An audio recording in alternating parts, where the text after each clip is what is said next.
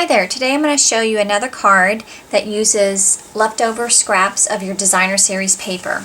To get started, you're going to emboss the Bermuda Bay cardstock with the Perfect Polka Dots embossing folder, and we're going to layer the banners directly on top of that.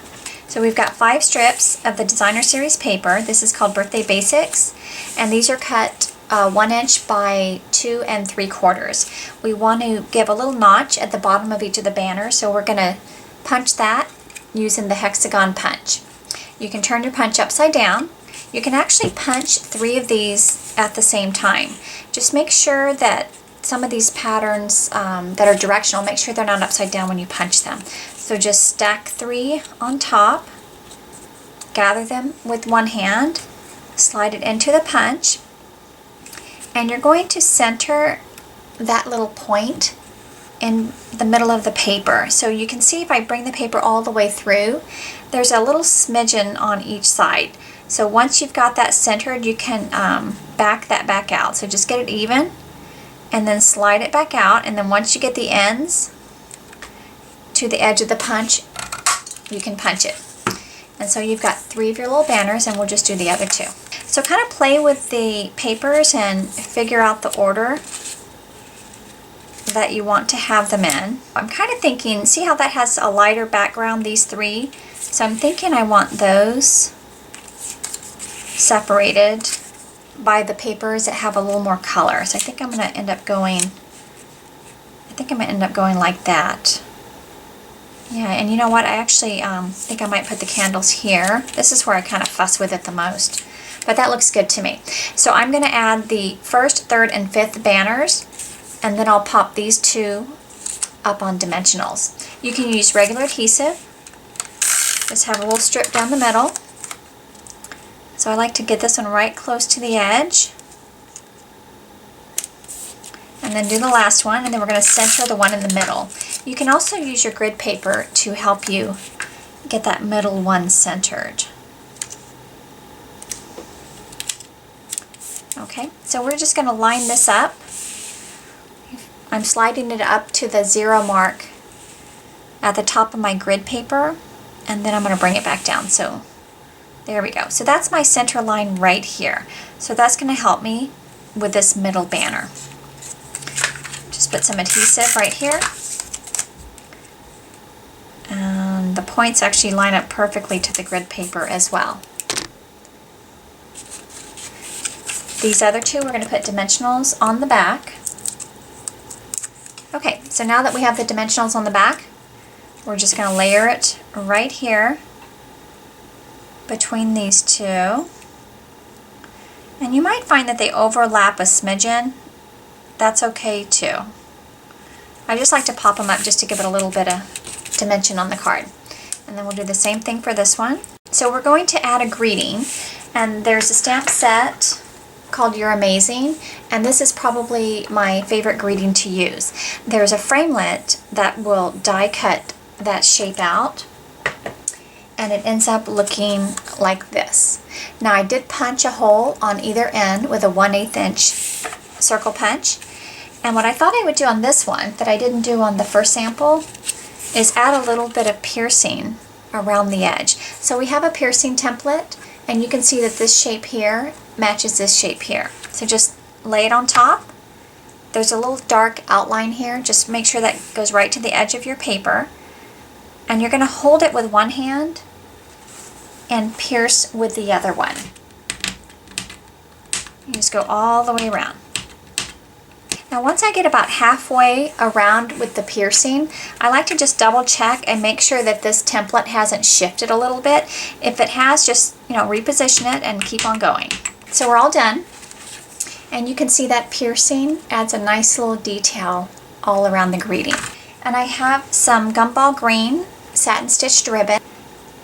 Okay, fold it till you get a point at the top and stick it right through and grab it from the back and pull it. And you need it a little bit shorter on the left side, longer on the right side.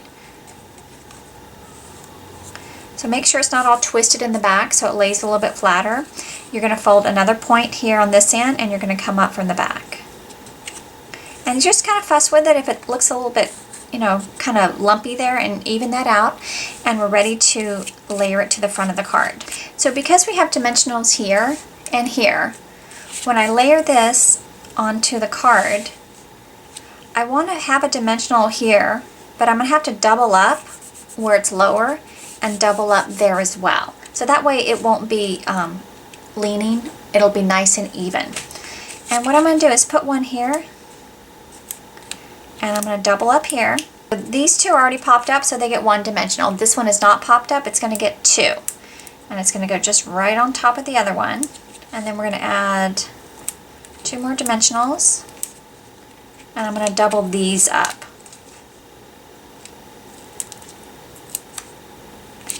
So that'll keep the greeting nice and level. So now I can put it right over here. And you know what? I can tell I'm going to need one here because I want to go more towards the left. I know I use a lot of dimensionals, huh? Okay. Alright, so now I'm good. So I'm going to just place this right over here. I'm actually going to bring it down a teensy bit. And that ribbon will cover just the top of that paper. So now we're going to put some tape on the ribbon and glue this to the back. So I'm going to layer this to very vanilla cardstock.